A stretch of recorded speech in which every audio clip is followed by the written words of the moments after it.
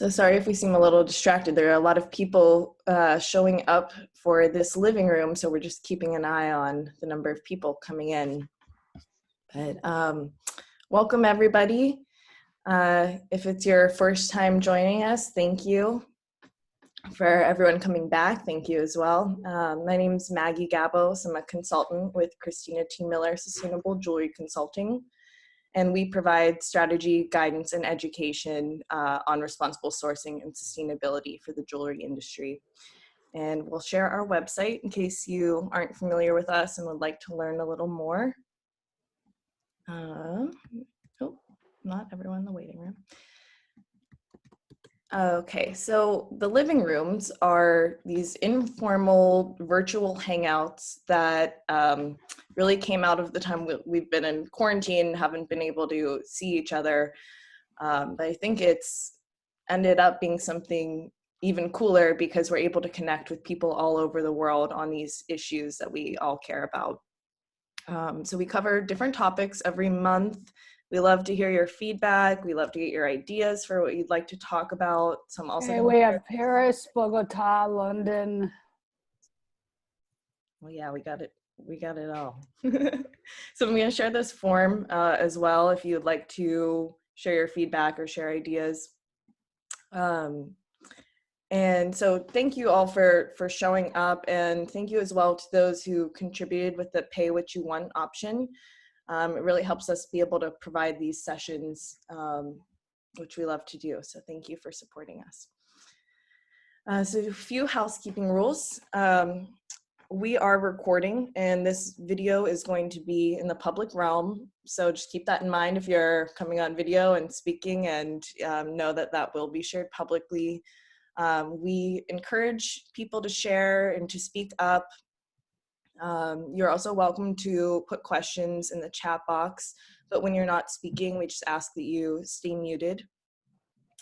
If you are private messaging somebody on the call, please keep it respectful and kind. And yeah, if you have a question or comment and we're not seeing you, please feel free to put it in the chat there. So, recycled gold. This is a topic that we've heard a lot about as conversations have grown on responsible sourcing in the jewelry industry. And so as these ideas of how to responsibly manage our supply chains, how to be an ethical business in the jewelry industry have grown, a number of options for materials have become available for jewelers. And recycled gold has been considered to be one of them.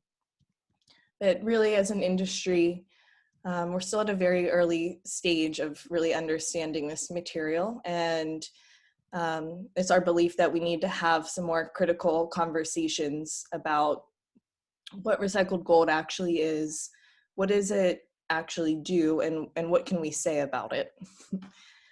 So this isn't the first or last conversation on this topic, and every time we're going to be working to bring more and more people into this conversation and deepening our understanding.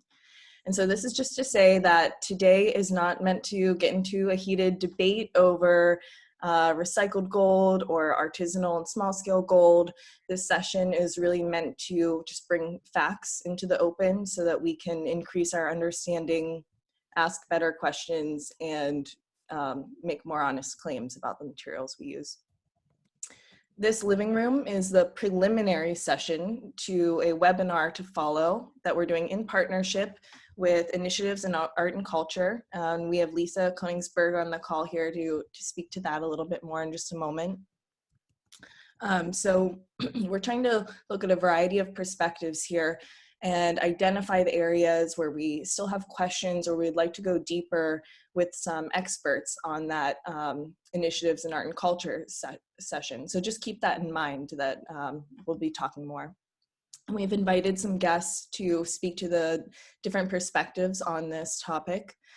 So I'm gonna go ahead and introduce them, and if you just wanna maybe give a wave or something, I think that'll help people identify you. First we have Danielle Keller-Avier. She's a sustainable fashion and jewelry consultant, researcher, and writer based in Berlin. We have Stuart Grice, the VP of Milk Products at Hoover and Strong. Toby Pomeroy is the founder of Mercury Free Mining and a longtime advocate for improving precious metal supply chains and environmental impacts. We have Kyle Abram, who's a brand catalyst for reflective jewelry and has also done some writing on this topic as well.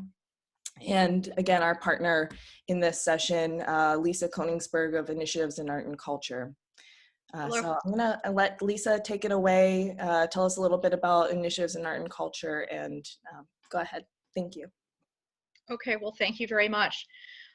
First of all, I want to say that I have undying admiration for Christina and Maggie, and it's really a thrill for us to be involved in this collaboration.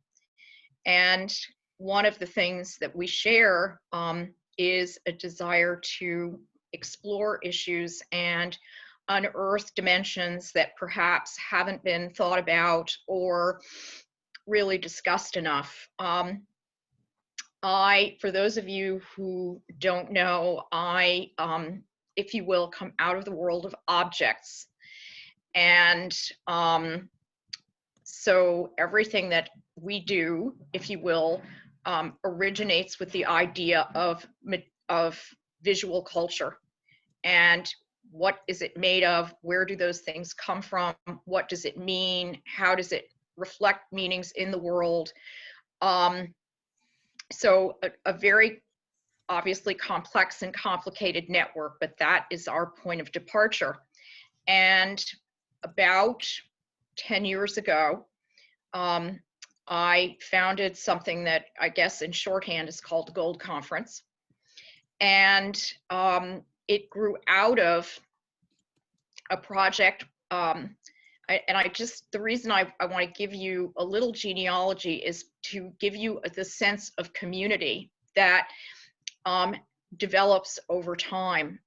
In 2008, we did a conference called Green, and that was the nexus for a great deal. That was my first experience working with Hoover and Strong before I met Stuart. And that was the beginning of an extraordinary relationship. And it was also the first time that I worked with Toby.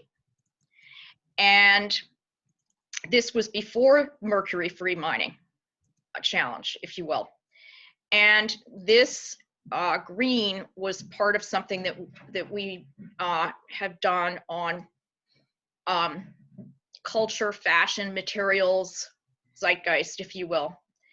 And out of that came the idea of doing something on quote unquote precious substances. And within 3 years, the immensity and power and complexity and compelling nature of gold effectively took over my life. And IAC has been deeply embedded, although we can also be alluvially found, within the world of gold and thinking about gold, whether it be as an absolutely extraordinary object, as something that perhaps is being melted down, which is a way of looking at our topic today, as something that is searched out as the product of labor and environmental impact, all of it. And I will tell you honestly, it changed my life. And I'm very grateful to be here with all of you. As Christina and Maggie have said, this will result in one of our quote unquote webinars. And I say quote unquote because it's something that we launched last year also as part of the pandemic. And although the format is somewhat different, our aim is very much the same in the sense that we want to open the conversation and think broadly and creatively and go forward with perhaps perspectives that had previously not been part of the discourse. So we are looking to do this in May. And I will just tell you that I learned from Mark Hanna years ago that May is Gold Month.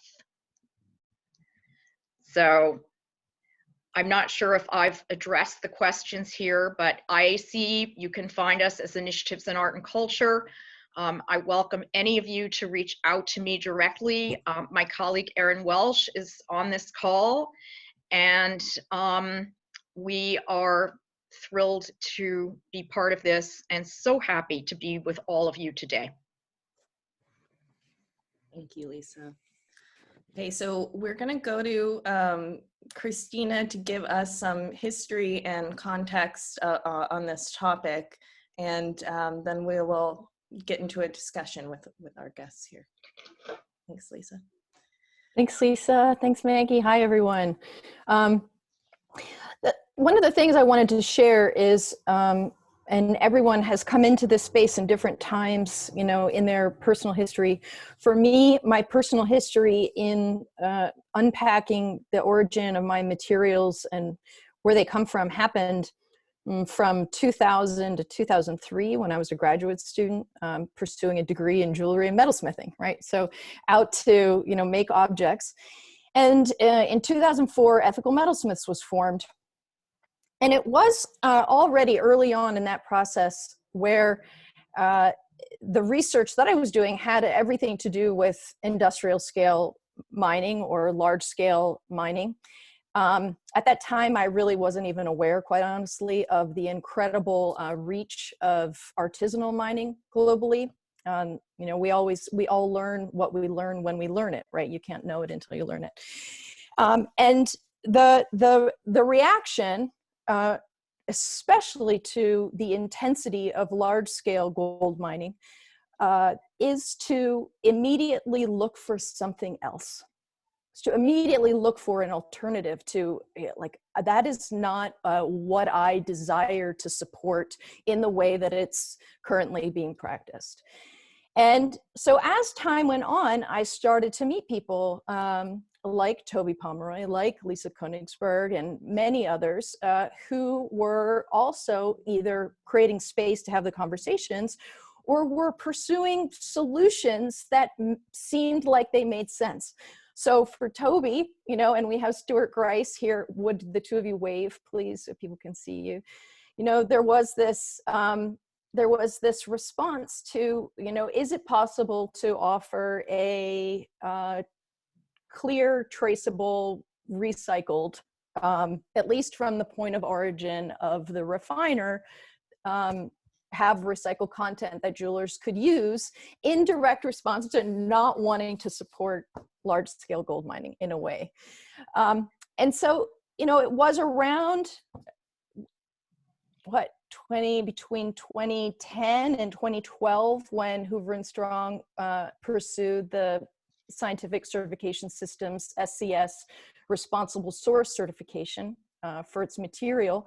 And then it suddenly became, because Hoover and Strong is a significant supplier to independent jewelers, which many of you are, it became an option that was available to people to purchase, right? This thing, recycled gold, it became an interesting alternative.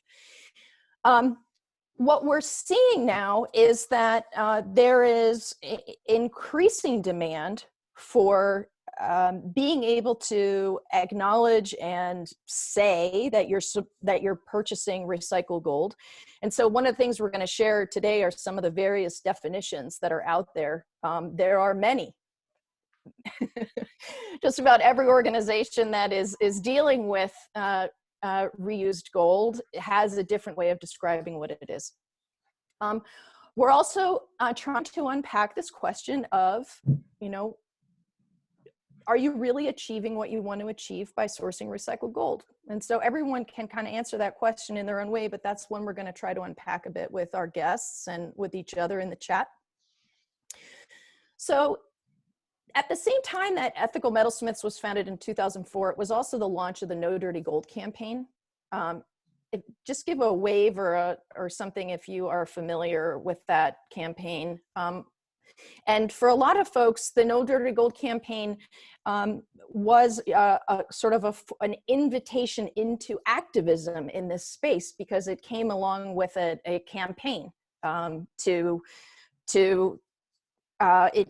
the Earthworks, the organization that created the No Dirty Gold campaign, created the Golden Rules. It was a pledge program for jewelry industry participants to sign on to that.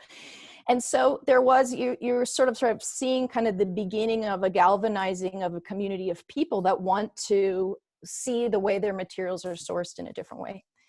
And I'd like to add to just the umbrella of the topic that for a lot of independent designers, you come to the material, a lot of metalsmiths in particular, you come to the material of gold or silver or copper or whatever because it becomes a way to give form to your creative ideas. And embedded in that is soul and heart, right? So it's especially egregious for makers of things, of beautiful things, of things that are meant to represent love and express emotion and so on. It's especially egregious when we learn that those materials come with a significant burden. And so all of us are seeking out answers in all the materials we use in the jewelry industry to try to deal with that, try to manage that, and how can we have the biggest impact? So we're going to enter this conversation about recycled gold with an open mind. I know I've watched and I've read many of debates on social media with people conversing each other about, one thing being better than the other and why. I'd rather not enter that space in this conversation and instead unpack what it is that it does and what it doesn't do. So I'm just checking our notes, trying to remind when we're entering our... Yeah. Maggie, when are we showing our definitions? Well, we wanted to share It's some further down. definitions on recycled gold because there are many and they vary. So I'm going to start off by kind of understanding what we're working with in the first place. So I'll go ahead and share my screen and Christina can talk us through some of these. Yeah. Okay.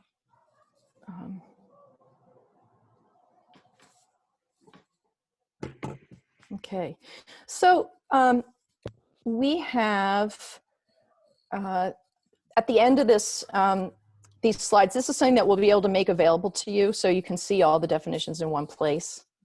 It's kind of helpful.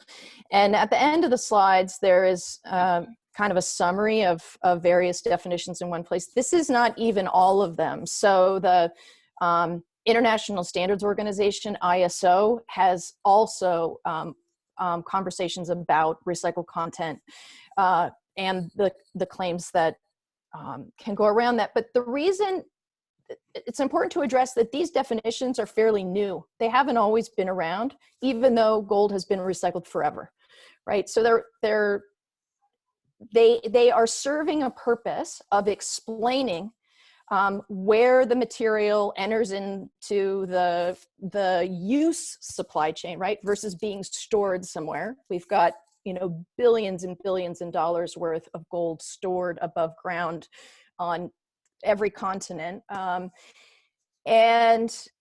this is a way to give language so that the material can clearly be followed through the supply chain, from the refiner. So it's one of the holes in recycled is that we don't know necessarily where it's coming from before it's there. So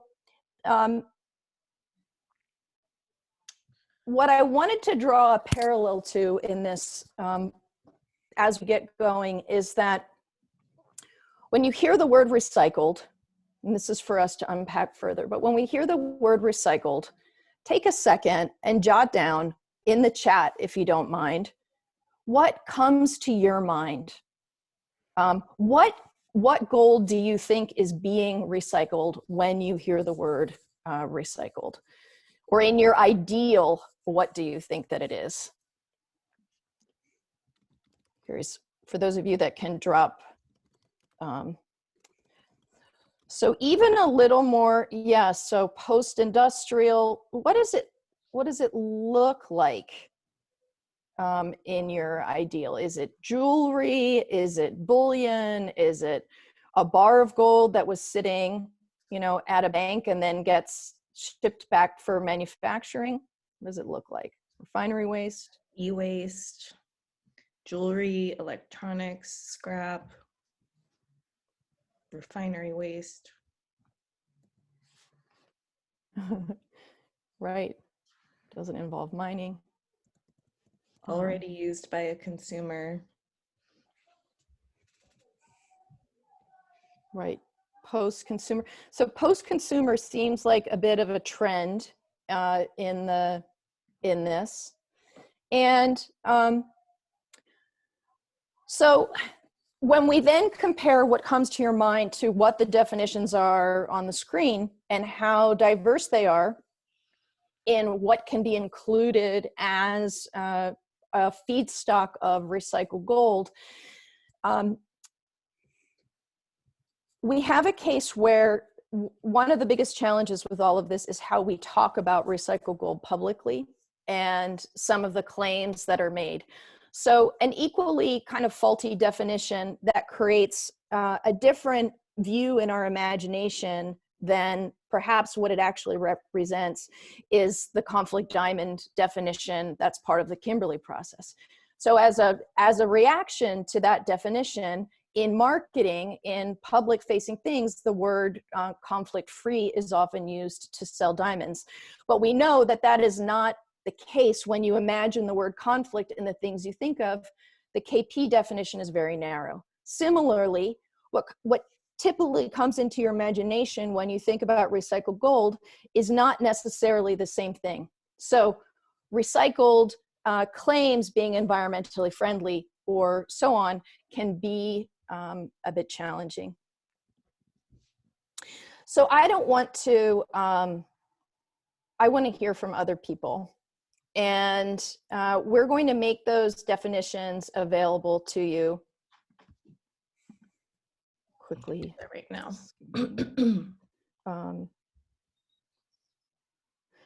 And so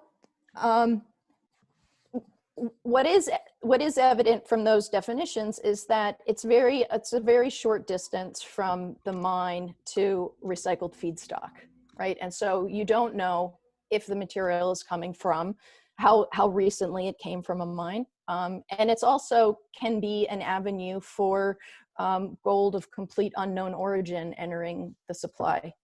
So let's keep going. So Toby, turning to you for a change of voice. When you had your reaction, when you started your exploration, and now you're in a very different place in terms of your thinking from where you were when you first started. So if you would share a little bit about, what your initial response to working with Hoover and Strong, we would love to hear a little bit more about that. Great, thanks so much. And really thanks everybody for being on the call. It's so great to be with you all, and just have to celebrate your vision for being at the leading edge of what's possible in the jewelry industry. It's so great being with you. So it was 2004 when I saw that infamous website, No Dirty Gold. And I was a designer, a goldsmith in Corvallis, Oregon, and loved what I did. It was just like a passion to be able to create beautiful things and have people really be happy and delighted with the results. But that just, it dumped on me, that realization that how nasty mining has been. And I kind of had known it before, but I was now faced with the realization that I couldn't pretend that I didn't know, and felt like I just could not keep making jewelry if this were the case, if I couldn't find some way around it. So it was a number of weeks or perhaps months later when I had this thought: why don't I go to Hoover and Strong, call Tori Hoover up, who has been our regular supplier, had been for many, many years in our shop, and ask him if he would be willing to sell us what we called reclaimed gold. And he graciously agreed, and we began using that. And that then had us, we kind of got thrust into the limelight. Our jewelry brand got a lot of attention from that. And it was really a strong boost for just that differentiating, that we were using something that we could at least say what its origins had been, the most recent origins we knew, that it wasn't irresponsible. So so that was huge, and the benefit that that Hoover and Strong has made, the difference that you've made in the industry in making this a presence, making it a reality and a possibility, has been huge. But also it was, for me, almost nearly immediately the realization that this wasn't really the answer I was looking for, that it was necessary to take it another step somehow, because we still weren't solving that problem of mining. We still weren't demonstrating that mining could be done responsibly and was being done responsibly somewhere. So I began looking for that. Where can we find responsibly mined gold that we can really all be proud of? I heard about and traveled to a mine in the Yukon called Mammoth Tusk Gold. A man named John Rudolph was doing an incredible job up there, mining responsibly. I mean, he had the support of the provincial government, the Canadian government, and the First Nations for the practices that they were carrying on for bringing up this alluvial gold, and along with it, mammoth tusks as well. So that's the name. But so we were scheduled to buy their gold and start marketing that here, but it was about, well, let's see, at that time it was 2008, and they got hit by the downturn in the economy, could not keep operating. We couldn't buy their gold. And from there, kept looking, okay, where else is there a place where we can buy inspiring gold that is mined in a way that everyone who buys it can be proud? And so I heard of a small mining community and a program in the Chocó rainforest region of Colombia, and got in touch with them, bought some gold from them, eventually traveled down there to visit their really inspiring mine. Very small scale, micro scale, but no mercury, no cyanide, all hand labor basically, and just delicious gold. So, so from there, I then was invited to join the board of directors of the Alliance for Responsible Mining, which has been my, it's now my 11th year with them. And of course, they are the source of fair mined gold, completely inspiring. And that's where, so I haven't really kind of reclaimed, recycled gold has been kind of in my rearview mirror all of this time, ever since I moved looking beyond that. And our company, which I've not been active in for some time now, but they've continued using Hoover and Strong's recycled gold as well as fair mined gold when we could, when it was appropriate for what we were doing. We really used both. Mm-hmm. So Christina, did that kind of touch on what you were looking for me to say? Yes, and so we just have one clarifying question before we move on. But so when you were, you know, in conversation with Hoover and Strong to provide gold that came from reclaimed gold, how did you all define that, or what kind of criteria did you have for that? Good. So we called it Eco Gold. We branded it. It's like, okay, this is as eco as we can get on gold right now. And for us, it was gold that has been used from scrap, gathered from scrap gold and re-purified, re-alloyed specifically for us in that original case. And it was something that we knew at least there was no social or environmental impact, because, you know, I visited their facility there in Virginia and could see that they were really doing a thorough, very careful job. So it was kind of a no-brainer. This is something that we can sell and be proud of. Thank you. Yeah, you're So welcome. I know that there are a few more questions for you, Toby, but we're going to keep moving and get around to all of our guests, and then we can circle back with more questions throughout the session. So Toby had this realization that he did not want himself or his company to have the impacts associated with large-scale gold mining. It didn't want to contribute to anything damaging to the environment. And so our next prompt here is to think about, what do we really want to accomplish by sourcing recycled gold? I think when we hear recycled gold, often what we think about is, oh, we have the potential to reduce the environmental impact of new mining. We could potentially avoid contributing to human rights abuses and illicit trade. We could potentially contribute to mitigating mercury emissions. But we haven't really answered these questions. This is just kind of our idea when we hear recycled. And so going to Danielle next, I want to pose the question, is recycled gold actually an environmentally sustainable practice? And could you share a little bit kind of about the life cycle of recycled gold? And if you also feel like it speaking to kind of where waste actually is in the gold supply chain, that would be great as well. Hi everyone, really excited to be here with all of you.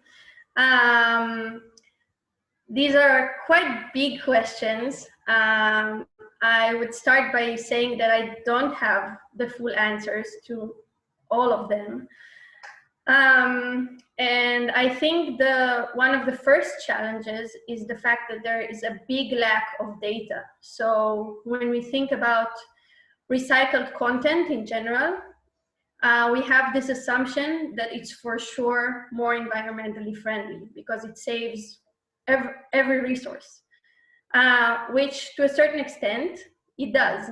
We need much less energy when potentially we recycle material, but there is no accurate data about the actual emissions that are used or generated when we recycled gold. So this is one of the biggest challenges that I see currently. We also assume that, you know, we don't use mercury when we recycle gold, but there might be some other environmental impacts that we are not measuring or we are not taking into consideration. So on one hand, I think, especially as a person educated to be a metalsmith, that it makes a lot of sense reusing and recycling these minerals because they are not going to biodegrade. And there are more and more researchers proving that actually all the gold that was ever mined since the beginning of human history is still existing with us above ground.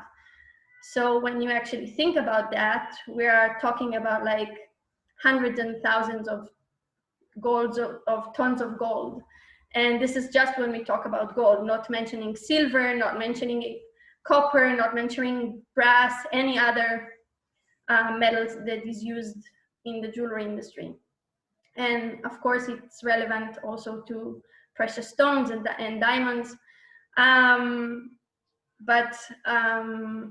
But yeah, it's quite hard to say for sure what is better. I personally find the fact that there are all of these precious minerals out there on the ground, hanging like us, just sitting in drawers or in banks or in wherever and not being used, and we constantly keep on mining new gold as a bit weird thought process or weird industry handling. And this is one thing that I find extremely, or that I'm really passionate about, and that I see a great opportunity to reuse these materials again, because they have these great characteristics that they just can be recasted and remelted again and again and again without ever impacting their performance. Yeah, I kind of like lost your questions with my talking, so. That's okay. That's helpful. I think it's important to note the amount of gold that's been mined. I think I've seen this stat that maybe like 2% of all the world's gold that's ever been mined is unaccounted for. And yeah, I think so the estimations are between 1 to 2% of ever used gold to be repurposed again. And it doesn't necessarily mean that it was used again and again. It means that it was reused at least one time. But as I assume that most of you know, gold or any metal can be recasted millions of times. Yes. So I think one of the important things to pull out here is just that gold is one of the most recycled materials of all time. We've been doing it forever. And the other idea here about recycling gold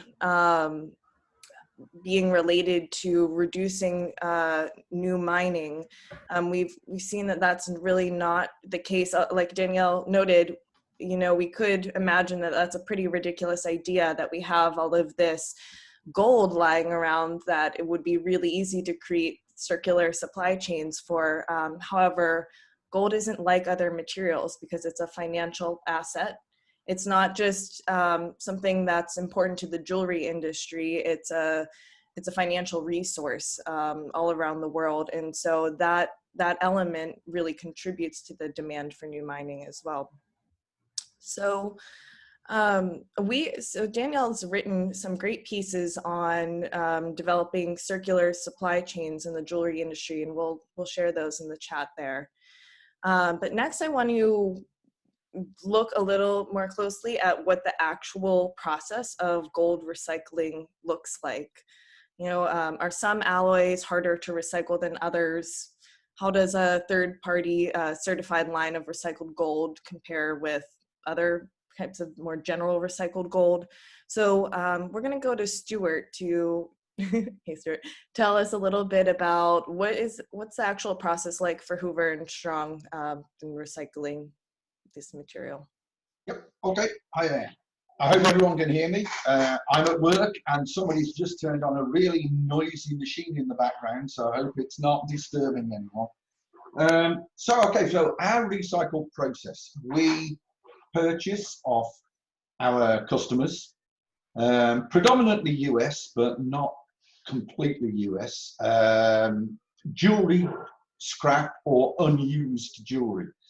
So we don't take into consideration, we don't buy any electronic scrap, we don't consider investment materials as part of that process, so Krugrands, Eagles, etc., bullion bars, none of that goes into our process. We just buy processing scrap, jewelry scrap, and unused or unsold jewelry, or jewelry that people want to sell to maybe a pawnbroker or a jeweler. We take that back into our building.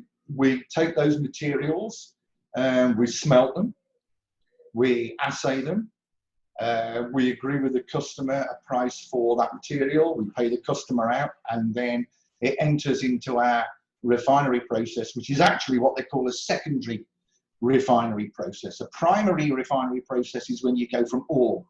When you recycle material like this, it's called a secondary refining process.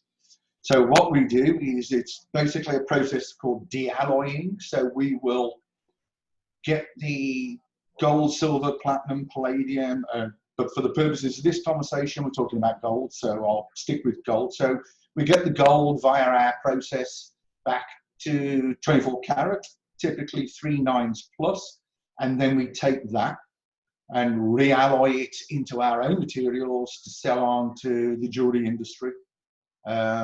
all of the stuff that we take in, we document from the second it enters our building to the second it goes out the door, so we know where our materials come from, as far as who sends them to us. All of our customers have to go through a, if you like, a vetting process. So when we became SCS certified it was 2007, or 2008 rather, we started in 2007. Part of it is you have to go through what is commonplace nowadays, but then wasn't so much, is a know your customer process. So we set up some rules under the guidance of SCS Global, SCS they were then, of how to vet customers, how to make sure with as best due diligence as possible what you can mitigate risk of what you're taking on board. So we have basically a 4-step process for that. So we make sure we're buying our gold scrap from legitimate sources. So does that help so far? And do you want me to go into any more detail? I mean, I can, as we say in England, I can talk the hind legs off a dog. So, you know, I don't want to overrun it. So do you need any more details? And can you add a little bit more, you know, so the LBMA published its first annual report last year in 2020, really detailing the sort of, to the extent that the LBMA reaches to its certified refiners, those participating in the Responsible Gold program and making it to the good delivery list. And also, you know, forthrightly identifying the fact that recycled gold presents still a challenge for gold of perhaps illicit origin, unknown origin, entering into the supply chain. Can you, from what you've experienced, you know, can you explain where those loopholes are? You know, how gold from illicit sources can enter into the recycled supply chain? Like, where are the cracks? Oh, the cracks are before Hoover and Strong gets the gold. We're very firm believers in recycled gold, of course, that's what we do. But until it comes to our doors, the majority of the scrap that we take in is not traced. So you could have, hypothetically, theoretically, whichever way you want to say it, you could have any jeweler taking gold from illicit sources and making it into jewelry. And there's no way of us to know that at all.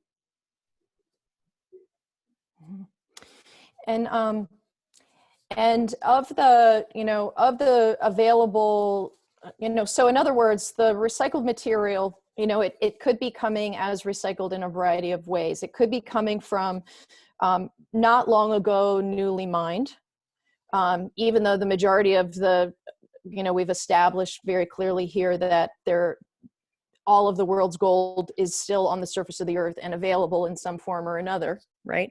But the supply that's coming could be coming from large scale or junior scale mines, be mined, cast into bars or whatever form, enter into then the supply chain where it can be purchased by a refiner, by a manufacturer, by a jeweler, and then it's in the supply as recycled.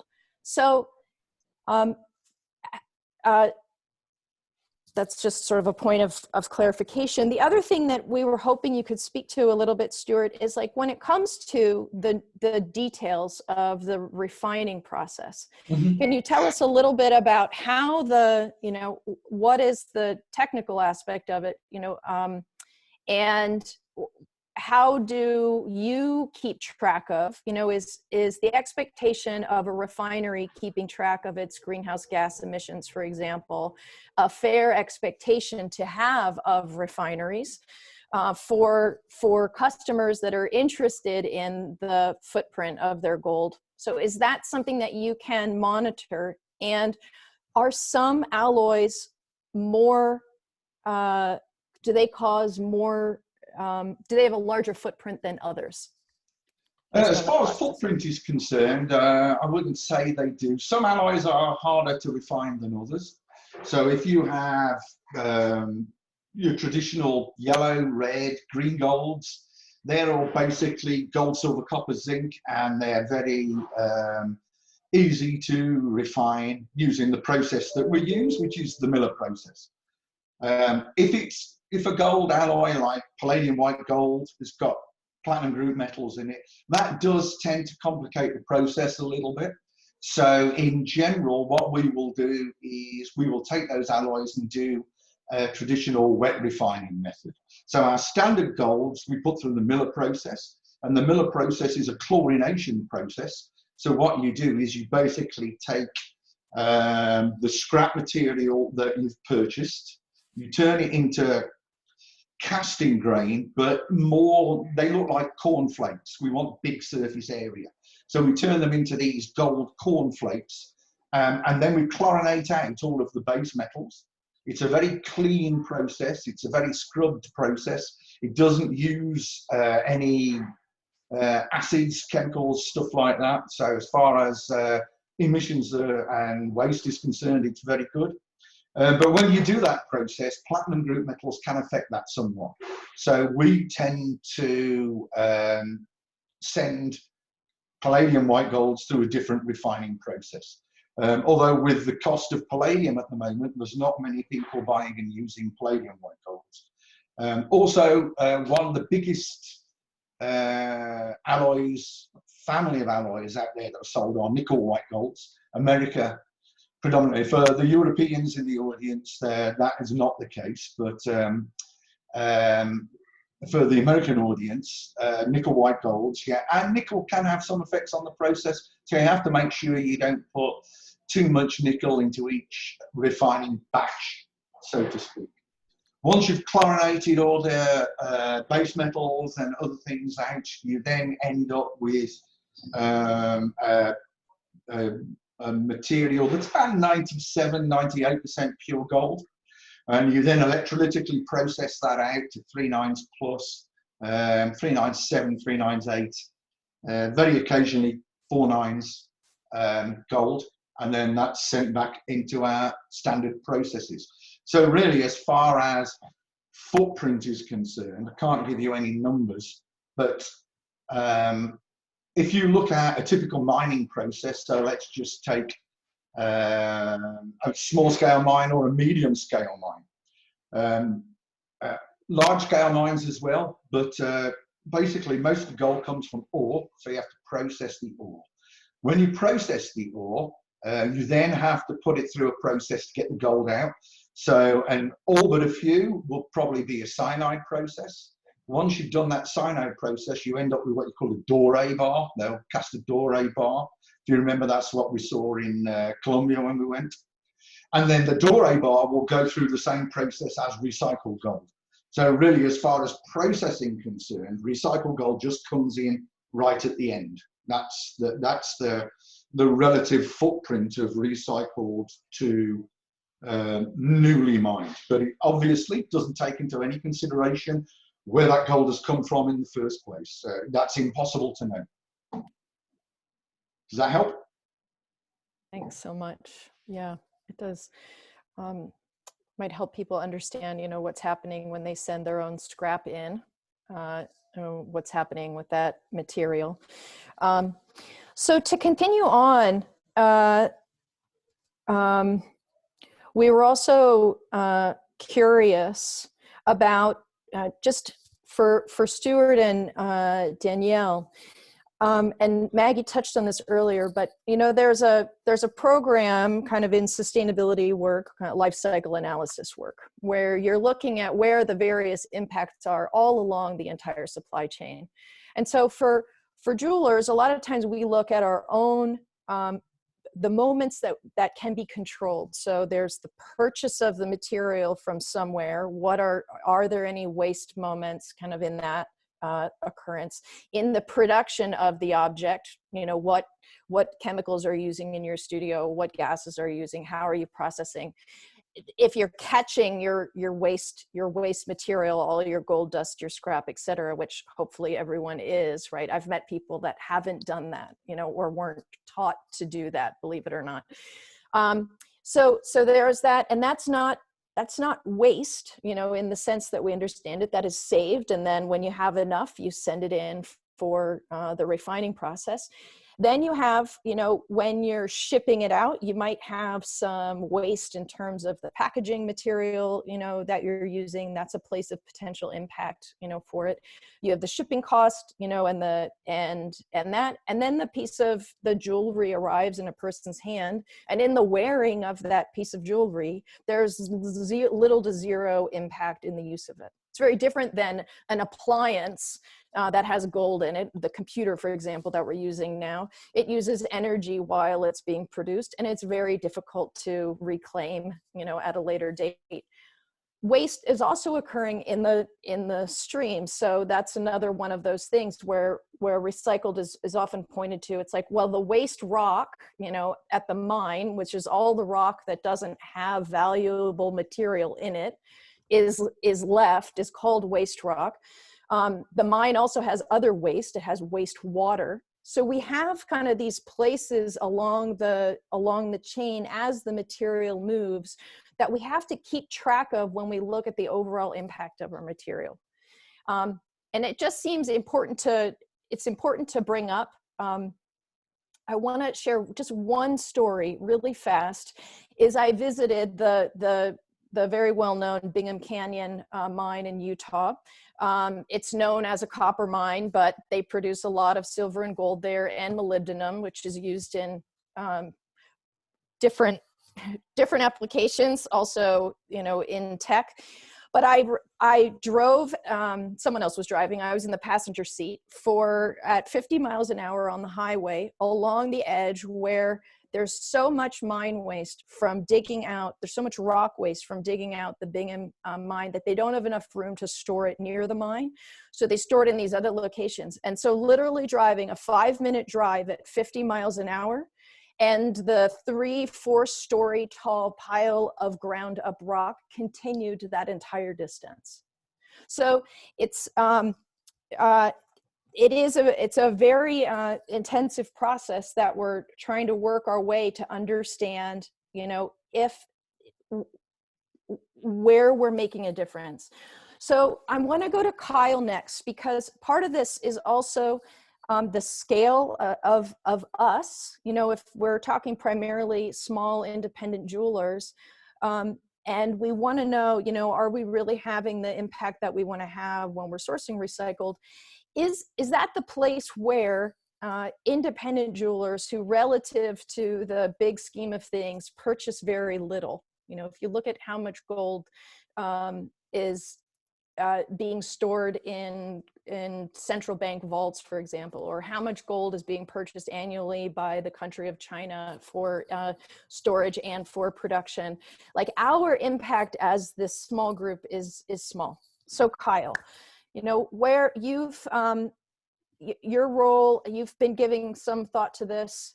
Is recycled gold helping to address deforestation, mine waste, displacement of people, child labor, environmental pollution, some of these big things that we look at?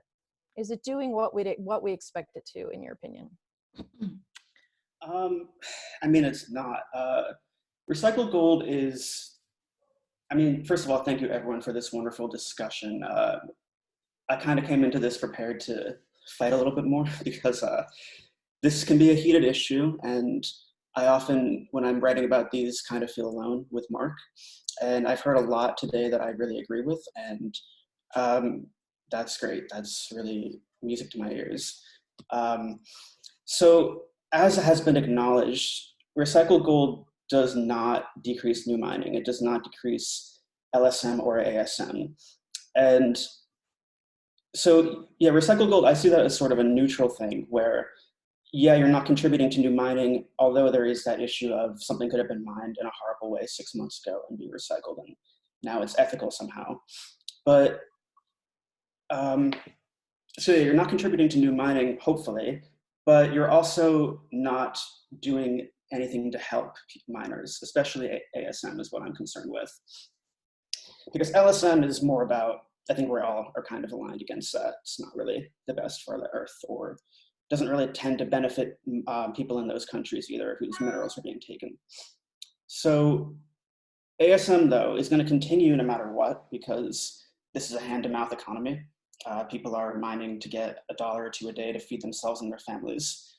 And that's going to happen no matter how much we recycle, because that's being mined for a currency hedge, it's being mined for electronics, whatever.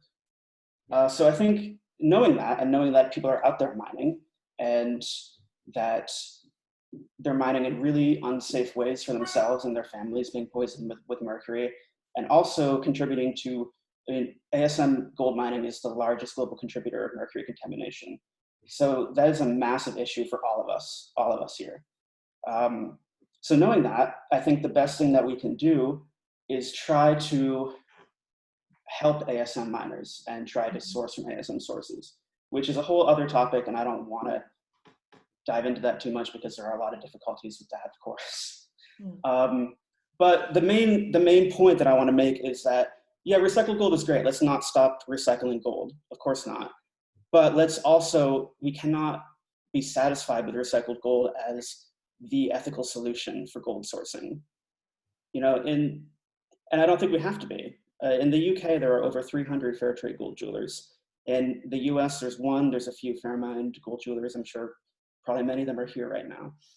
And at some point, our economy or our consumers are going to shift toward wanting ASM gold. I think we all see that trend with Gen Z and with millennials wanting ethical products. And if you keep telling people recycled gold is the answer, eventually people are going to figure it out. And we're going to shift towards the UK model. So I think, I don't know, that's how I feel about all this. And I just think it's really important for us to acknowledge that recycled gold is not perfect, it's not a great ethical solution, and I don't want to say mislead because I don't want to be, you know, that harsh, but we need to tell the truth to our consumers. Yeah, thanks. Thanks. I think it's interesting to hear the perspective that you know, green-minded consumers will eventually transition to demanding ASM gold. We've heard from, you know, some of our friends who are on the call today that offer both recycled gold and fair mined gold, that fair mined has been a really hard thing to communicate on often with consumers because they already have this idea in their head about what recycling in general is a good thing. So if my gold's recycled, that's a good thing too. And when I see anything related to mining, I'm going to move away from that.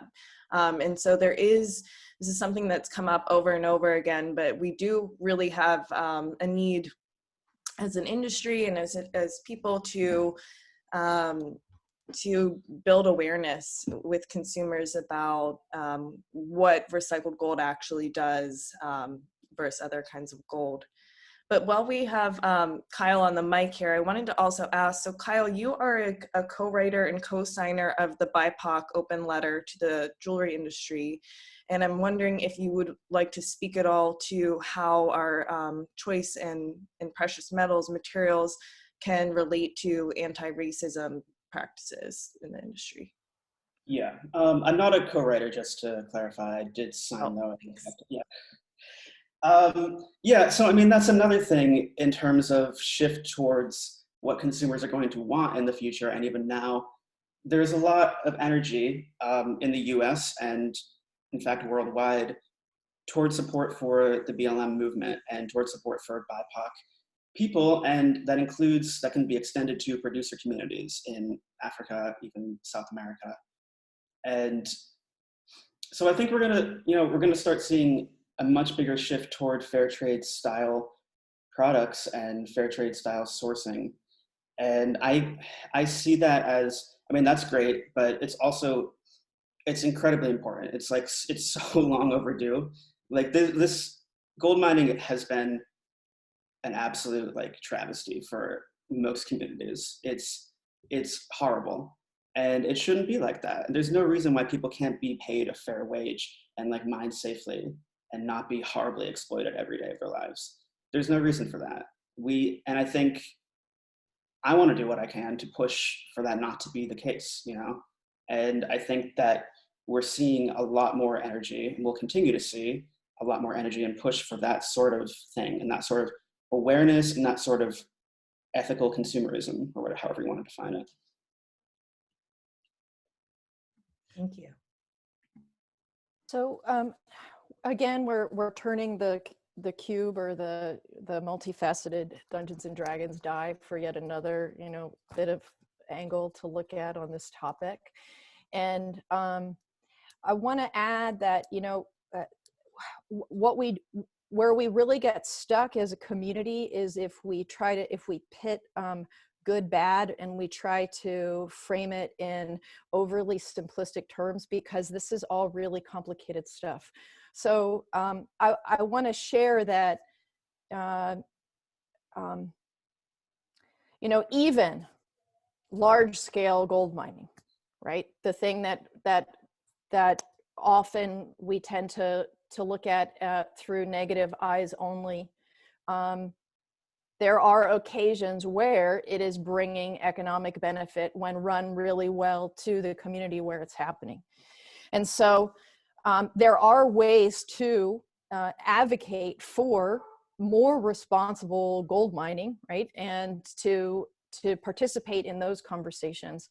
So one of the organizations that has created a standard that has received a positive mark from mining impacted communities, from labor unions, from mining companies themselves, from industry, is the Initiative for Responsible Mining Assurance, the IRMA standard. That's one that has gotten, you know, a green light. At the same time, you know, you have sitting on the IRMA board, you have First Nations representation from Canada, and those and the representatives from First Nations are saying, actually, you know, we'd rather if you just stopped mining altogether. You know, it's actually not helping us in our communities. So right, you have to, we're kind of holding these things together at the same time. So as we turn this and look at it at another angle, one of the ethical conversations that comes up is around the artifact, around the object, and we shift our ethical point of view when it comes to the destruction of objects. In this case, sort of the melting down, because they're made out of gold and they therefore have financial value, and they have material value because they can be turned into something else.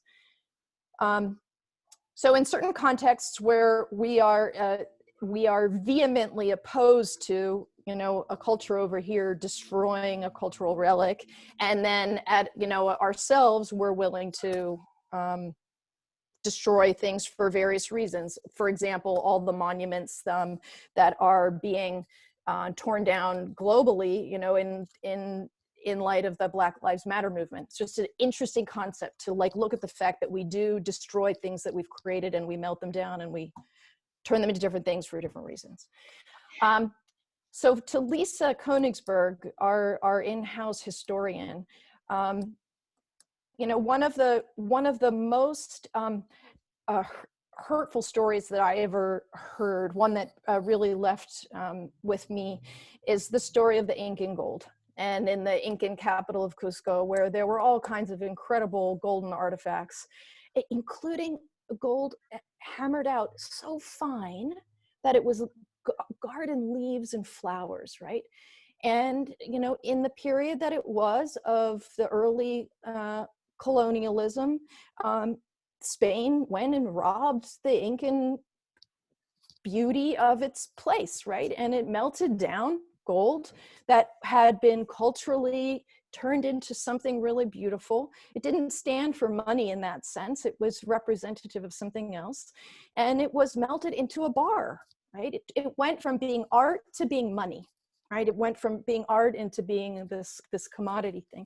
So I'd really love for Lisa to just speak to that dimension just a little bit more of like, who has the right to melt what down when?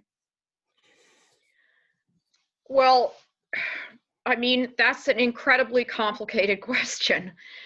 As are many of the topics that we have touched on during this hour.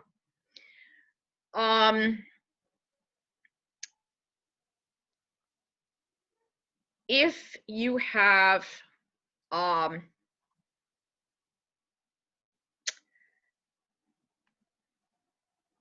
so there are several ways, for example, to look at the Incan meltdown. One is from the perspective of, you know, if you will, the conqueror.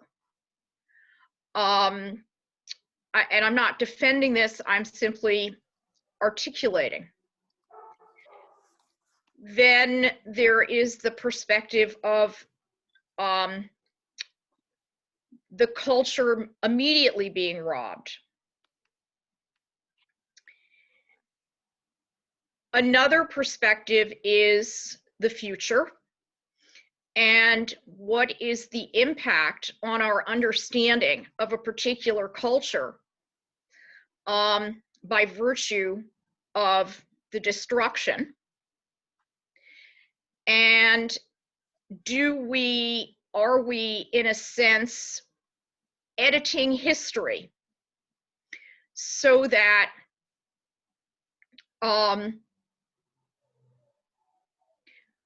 we have, in effect, an altered understanding?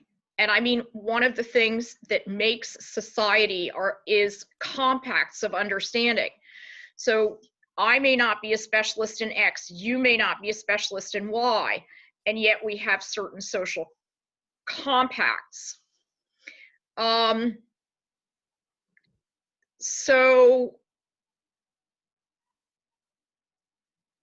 suppose I have an Incan cup, because there are some that exist. I know a dealer who has one. I, as the owner of that cup, in many respects, have the quote right to melt it down and turn it into something else. Do I have a larger obligation not to? In certain instances, there will be, you know, laws about cultural patrimony and cultural heritage that will prevent me from doing it. One of the most extraordinary exhibitions and books I think that I have ever come across is called Golden Kingdoms. And it was done by a woman called Joanne Pils and was at the Getty. And basically what is done in the publication and was in the exhibition is a reconsideration of gold, if you will, in the ancient art of the Americas, and actually coming up, say, to the 1400s. And what they did was explore what these quote unquote, they term them luxury arts, which I think is a very useful term, but they, in a sense, recast the material history and what that embodies, because it isn't just, oh, you know, a bowl or whatever. It's what did that mean to that culture? Because one of the things that we do is that we imbue significance, we attribute value, and we do have a social compact about the worth of gold.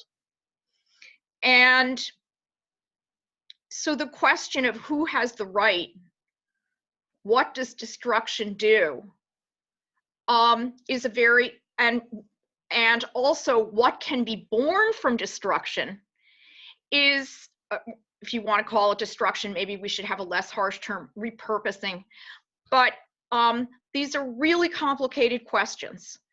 In terms of, and please like stop me if I'm all over the place, because these are extremely complicated questions that I think about quite a lot. So in, say, we're talking Paul Revere. We have now shifted. We are in the late 18th century, and I am Paul Revere. One of the reasons that Paul Revere was the writer is because goldsmiths and silversmiths were also, in a sense, had the role of being bankers, because the metals were viewed to have actual quote unquote currency, if you will. At the same time, because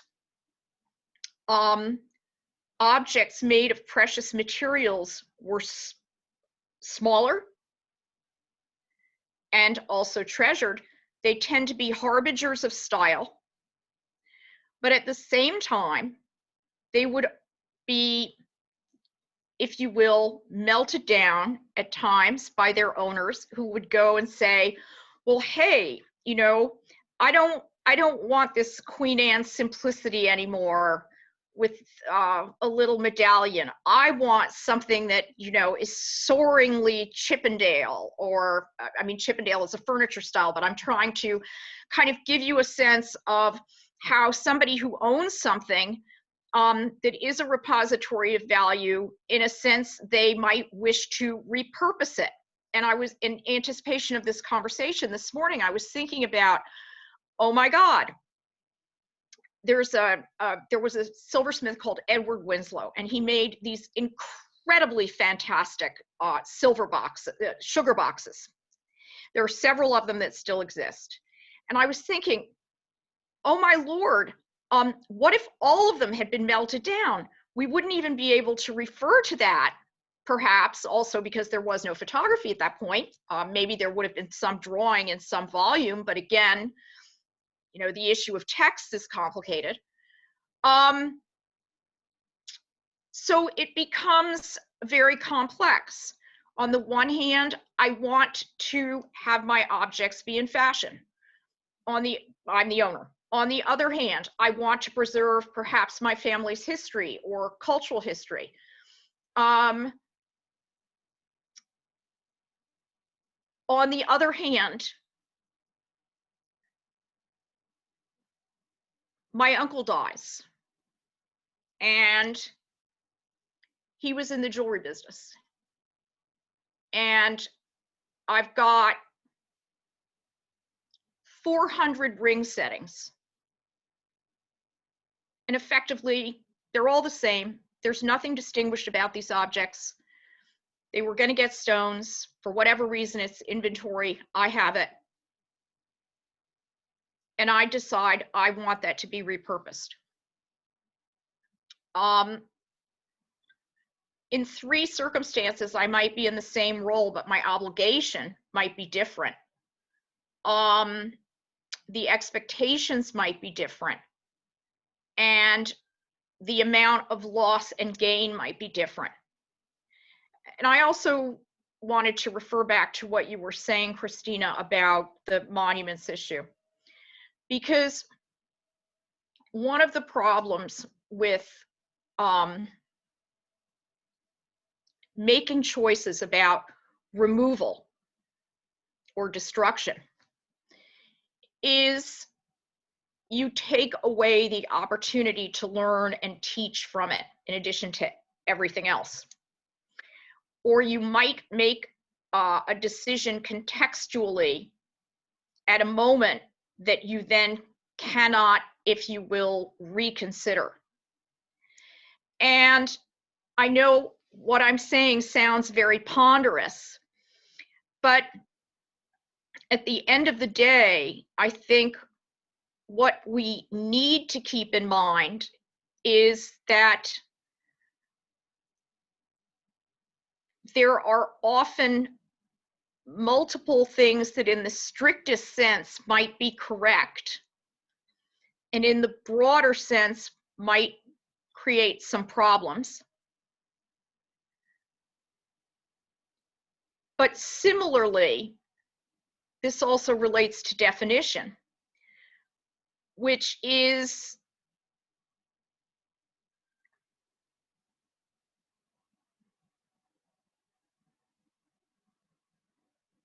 we cannot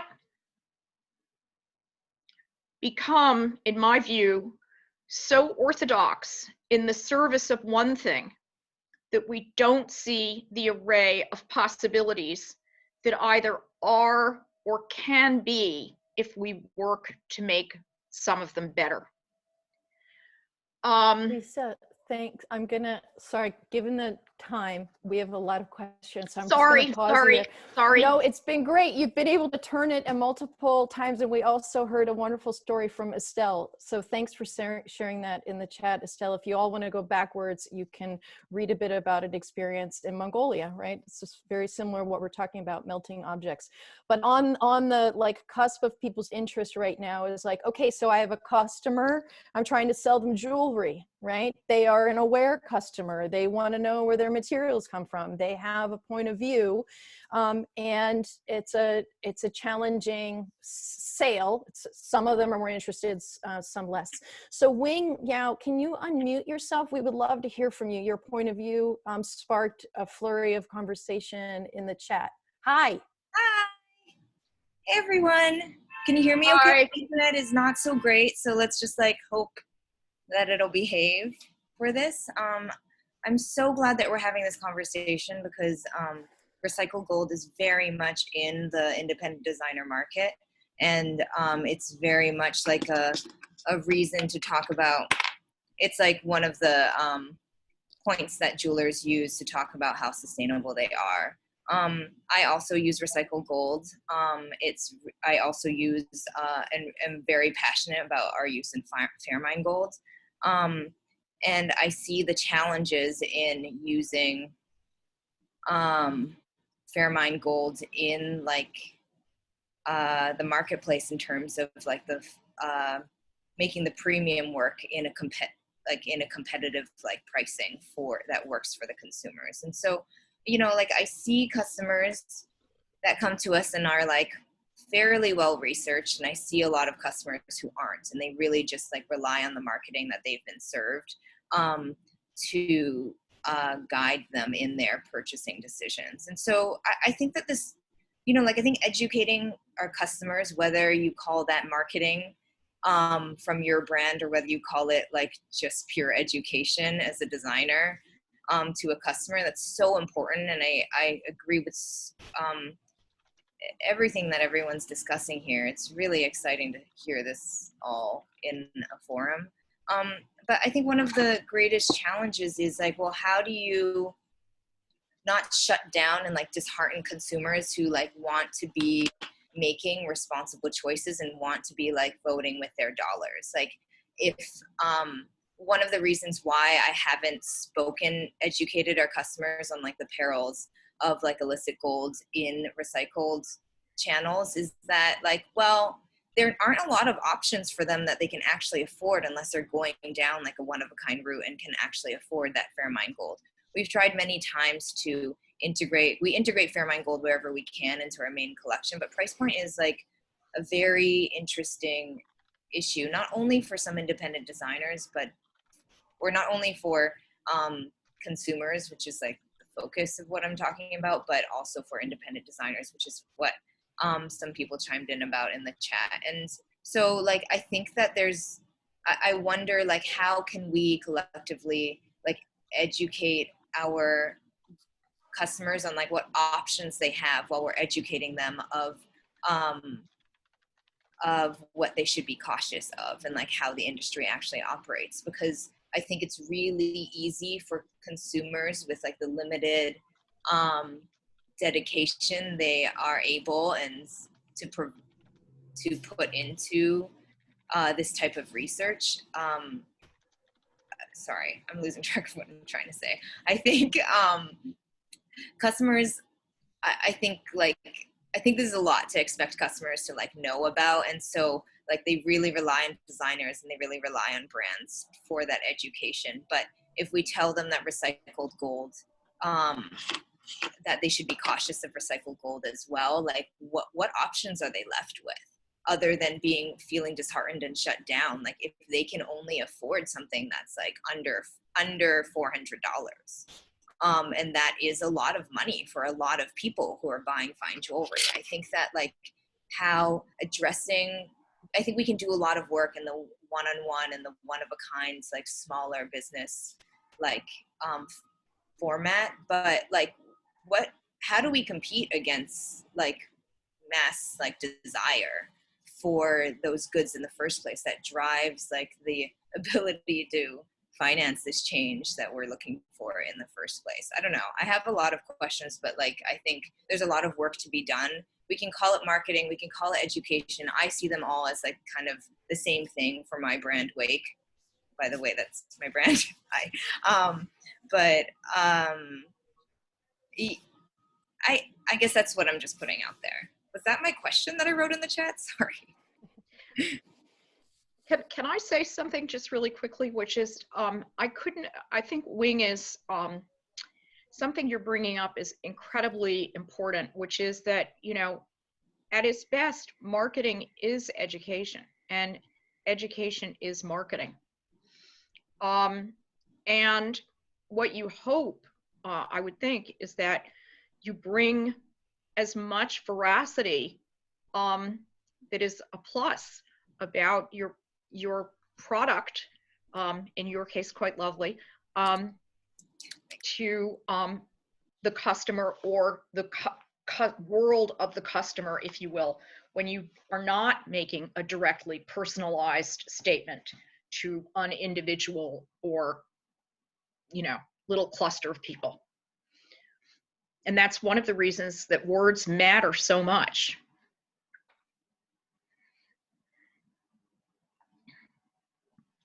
Thank you. Wing, did you want to respond to that?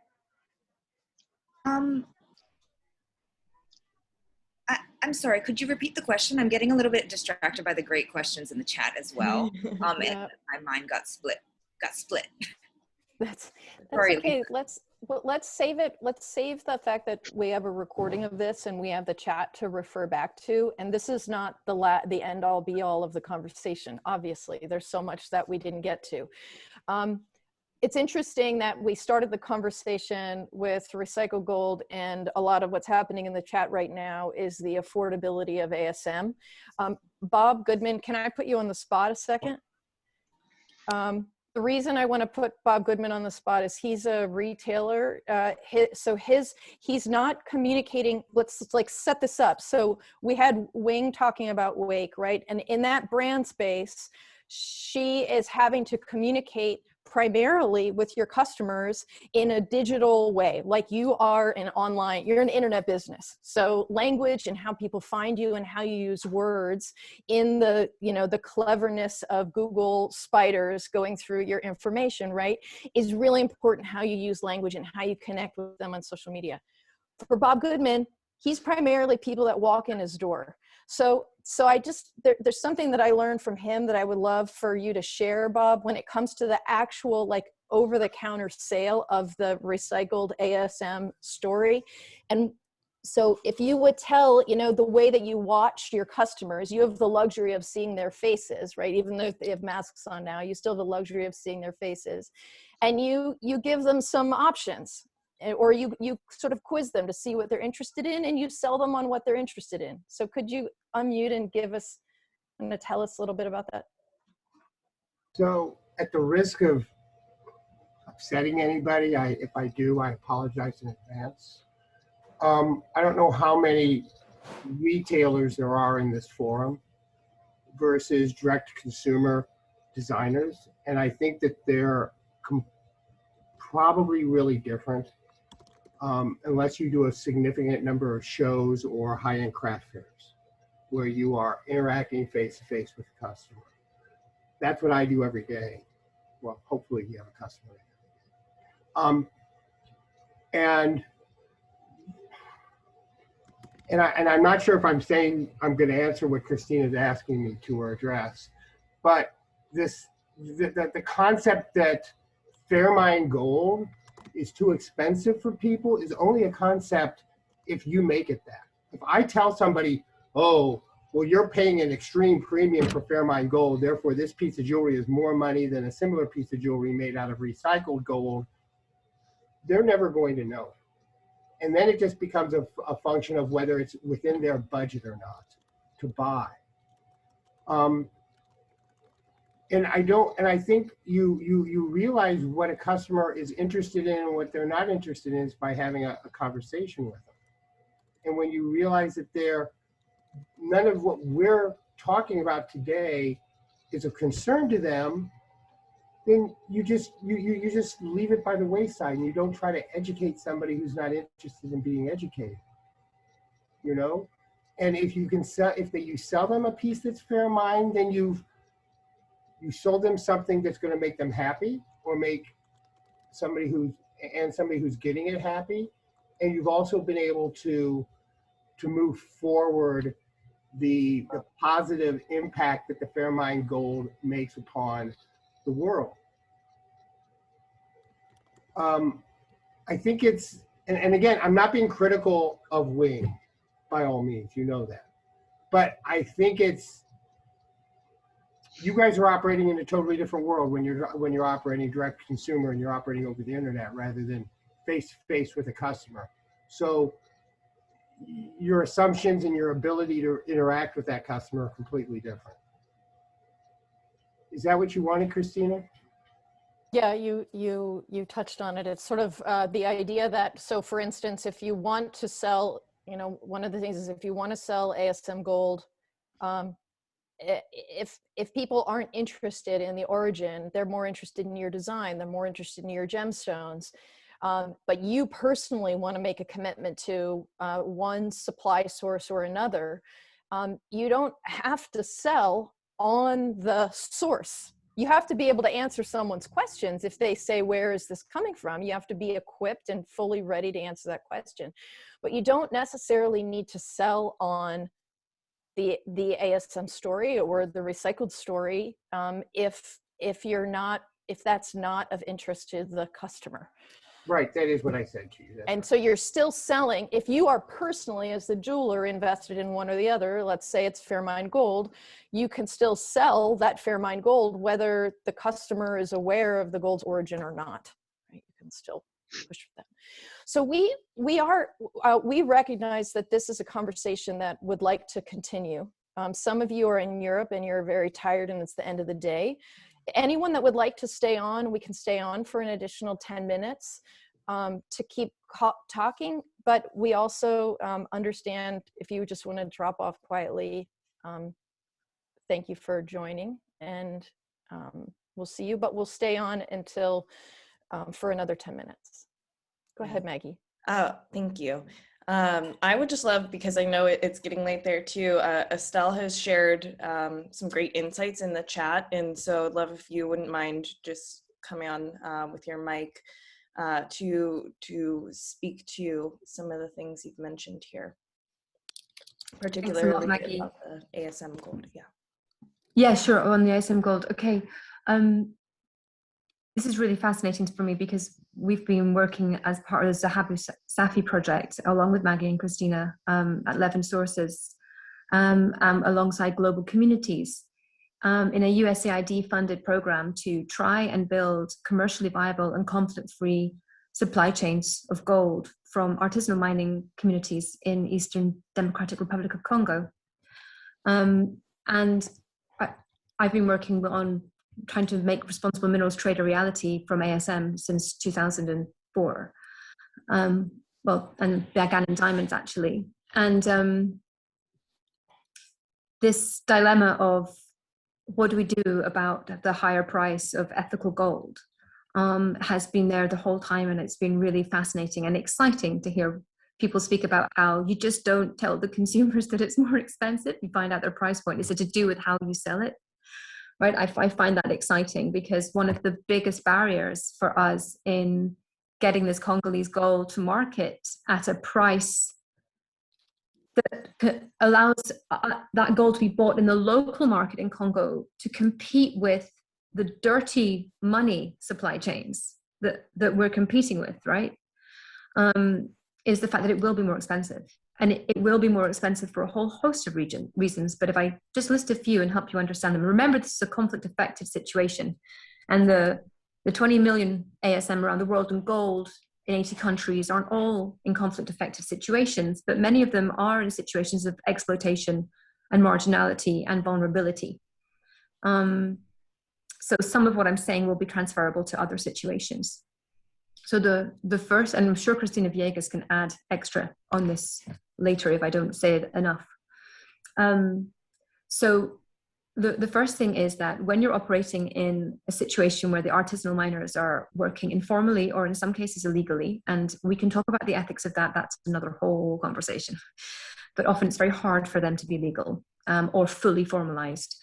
Then, you know, you're often in a situation where there's a lot of protection money around what they're doing, and they're often being taken advantage of to basically launder dirty money or to help solve the financial challenges that other businesses have in those markets, and they don't want to use the banks and they use gold as financial instruments. So you will find a lot of gold, companies that import tires or rice or whatever. They get a lot of local currency and they need to do something with that to get dollars or to get a harder currency. And doing it through the banks is quite expensive. It also exposes them to greater scrutiny, which they may not want. And the richer you are in these kind of settings, the less scrutiny you want, because then you become victim of predatory corruption and things. So often they buy gold or they invest in gold markets in order to either deal with this currency challenge, which isn't necessarily illegal. It's a logical business thing. Are you guys? Or to actually launder dirty money, right? Which is the other thing. Now, what happens then is that often these domestic markets are actually able to pay a fairly high price for the gold. Sometimes they do, sometimes they don't. But I've been in situations in Sierra Leone, for example, where years ago in Sierra Leone where they were actually paying really, really close to London fix for the gold. And this is when I first began learning about this. How can they afford to pay this close to London fix? And this is really good for the artisanal miners. So find yourself in a situation like us, where we're trying to help these artisanal miners gradually step into the formal space, bit at a time. But this fundamental issue is we've got to pay close to London fix to have them want to even sell to us in the first place. And everything else you're offering in terms of organizational strengthening, health and safety support, helping them get an improved relationship with the state, all of these things, that matters, they're interested. But at the end of the day, it's about the money. These are people that really need to eat and they need the money, right? So paying more for artisanal gold helps get these artisanal gold miners into formal supply chains, which helps reduce the risk of human rights violations. But on top of that, there are other reasons why that gold is more expensive. So often the production might be 1 kilogram a week, 2 kilograms a week, but all the refiners that we work with, they don't want to buy less than 30, 35 kilograms as an absolute minimum bar. They actually want to buy in the hundreds, because every time they ship, there's a risk, and there has to be logistics sorted out. There has to be security, vaulting, insurance, all of these things. And the less gold you're buying, the much more expensive per gram of gold that is. So suddenly, if you're only saying like, well, we've been stockpiling these kilograms of gold and we've now got 5 kg, but it's sitting in the chief's house and we're really worried about it. It's in the local safe and we need to now get it out. But it's got to be shipped all the way to Switzerland or America or wherever. That is not going to be financially competitive when you're shipping 500 kg from the same place. So, you know, that's just a couple of the issues why artisanal gold that's in more conventional gold markets are priced higher. And that's before you start laying on all the value addition that comes from people like ARM and Fair Trade and the other initiatives that are investing in all the improvements that we want to see from an ESG point of view, but which does cost money. I just want to comment on one other thing, Maggie, if you don't mind. Somebody had said, but a lot of Fairmine gold is using mercury. How do you square that? I think that's a really fair question. The fact is, by participating in an initiative like Fairmine or Fair Trade, the organizations that are using mercury are using it in a way where they're gradually learning how to manage and minimize the amount they're using, how to mitigate the risks of using it, and eventually be on a pathway towards elimination. And we are not going to get rid of mercury by simply saying, well, because you're using mercury, we're not going to buy from you, because actually graduating away from mercury can be costly, or there can be huge cultural or behavioral barriers to that where there's a lack of trust in other technologies. So it takes money, it takes investment to take people on that journey. And so, yes, we should be seeking gold that's mercury free, and we should be encouraging that as much as possible. But it's very constructive to buy Fairmine gold, because you are then investing in helping with that continuous improvement. And one thing I've learned in this business in 15, 16 years is just going for perfect doesn't change anything. What you've got to go for is the imperfect and be part of the transformation. Now that's the exciting story to tell. And that's, I think, the story that many consumers might want to be part of, which is, were we part of helping change someone's life for the better? Or did we just wait till they were perfect and then reward them? And for me as a consumer, I'd rather be part of giving somebody a hand up than a slap on the back. Thank you, Estelle. You got a lot of like claps and nods and smiles in your last statement. I appreciate you sharing that point of view around pricing. It's important to understand everything that is involved in that process. So we really do need to wrap it up at this time. We have been, yeah. Can I just say one last sentence? Oh yeah, Danielle. I think that Estelle said it perfectly, that if we would wait for perfection, we probably wouldn't be here. And I don't think that there is one solution. I don't think that recycled gold or SME gold or LSF, whatever, it doesn't matter. I think every solution has its place. And what I think we should all aim for is contribute to smaller steps. So not aiming for 100%, but start doing our own research, learning, educating our consumers, educating people around us, our family members, our communities about these things, because we are all learning, and this is an ongoing learning. And as Estelle said, like what she knew like in 2004 is not what she knows now, and probably not what she's gonna know in a year from now. So I just think that it's an ongoing process, and we have to understand that we are climbing on a really, really steep mountain, and we are just really in the beginning of it. And it's great that we were more over than 100 people here in this conversation to do this trip together. Thanks, Danielle. Appreciate it. So there, one real quick thing as a housekeeping, if any of you don't want a specific comment you made in this chat shared further, please alert us now. Otherwise, your comments will be shared with everyone that was on this meeting. Okay, so if there's some, you can write to us afterwards via email if you don't want to put it in right now, or message us privately. Let us know if there's something that you don't want shared. The other thing I wanted to express is that, you know, we want to use our March session. It will be March 19th will be the next living room session, and we wanted to look more deeply at ASM Gold. We kind of ended on that note, and so it seems like an important one to bring up again.